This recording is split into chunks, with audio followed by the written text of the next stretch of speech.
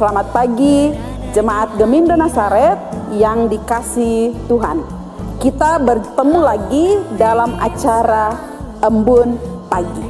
Saudara-saudara yang dikasihi Tuhan, jika kita punya uang Rp18.000, apa yang akan kita lakukan dengan uang tersebut?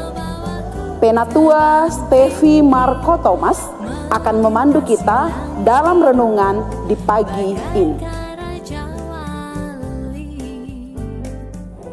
Shalom, selamat pagi jemaat yang diberkati oleh Tuhan kita Yesus Kristus. Mengawali pagi hari ini dengan renungan embun pagi. Renungan pada pagi hari ini terambil dalam kitab 1 Korintus pasal yang ke-15 ayat yang ke-58. Beginilah firman Tuhan, karena itu saudara-saudaraku yang kekasih, berdirilah teguh, jangan goyah, dan giatlah selalu dalam pekerjaan Tuhan, sebab kamu tahu bahwa dalam persekutuan dengan Tuhan jerih payahmu tidak sia-sia. Tema pada pagi hari ini mencari perkara yang kekal.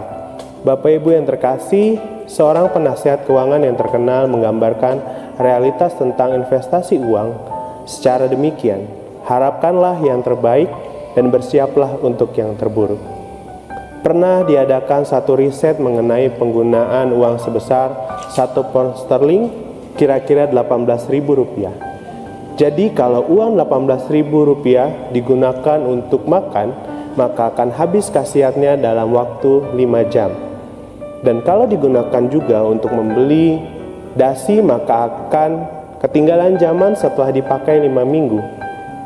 Dan kalau digunakan untuk membeli topi, maka akan ketinggalan mode setelah dipakai dalam waktu 5 bulan.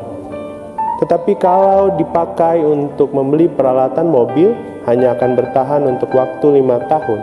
Dan kalau uang itu dipakai untuk membangun jalan, maka hanya akan dalam waktu 50 tahun. Tetapi kalau uang 18.000 dipakai untuk kerajaan Allah, akan bernilai kekal. Bapak Ibu yang terkasih, hampir setiap keputusan yang kita buat di dalam hidup ini tidak bisa kita pastikan hasilnya. Namun ada satu jalan yang dapat kita tempuh, karena apapun yang terjadi, kita tahu bahwa pada akhirnya hal itu tidak akan sia-sia. Setahun lamanya Rasul Paulus melayani para pengikut Tuhan Yesus di Korintus, sebuah kota yang terkenal karena kerusakan moralnya. Setelah Paulus pergi, ia menulis surat kepada mereka untuk memberi mereka semangat supaya tidak kecewa atau merasa bahwa kesaksian mereka bagi Kristus tidaklah berharga. Paulus meyakinkan mereka bahwa suatu hari kelak Tuhan akan datang kembali dan maut pun akan ditelan dalam kemenangan. Berjuang untuk tetap setia kepada Yesus Kristus mungkin terasa sulit, penuh tantangan, dan bahkan berbahaya. Tetapi hal itu tidak akan sia-sia karena kita berjalan bersama Tuhan dan memberikan kesaksian tentang kehadiran dan kuasa-Nya. Hidup kita tidaklah akan sia-sia. Yakinlah akan hal itu. Demikianlah renungan pagi. Amin. Kita bersatu dalam doa. Kita berdoa. Bapa kami yang bertata dalam kerajaan surga, terima kasih buat penyertaan-Mu dan pemeliharaan-Mu di dalam kehidupan kami. Di pagi yang penuh akan nafas kehidupan, akan kekuatan serta kesehatan Engkau telah berikan kepada kami secara cuma-cuma.